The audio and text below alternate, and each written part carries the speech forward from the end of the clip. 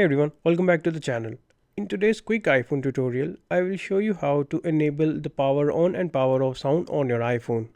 Many users aren't aware of the fact that their iPhone can play a sound when you power it on or power it off. In this guide, I will show you how to turn this feature on. Let's get started. On your iPhone, open the Settings app. Here, scroll down and tap on Accessibility. Now tap on Audio/Visual. On the next page, scroll all the way down and you will see an option called Power On and Off Sounds. Simply toggle this switch on. Now whenever you turn your iPhone off or back on, you will hear a subtle chime.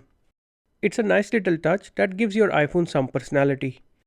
This feature is especially useful for people with visual impairments. However, even if you don't need it for accessibility reasons, it's just a fun way to know when your iPhone is powering up or down.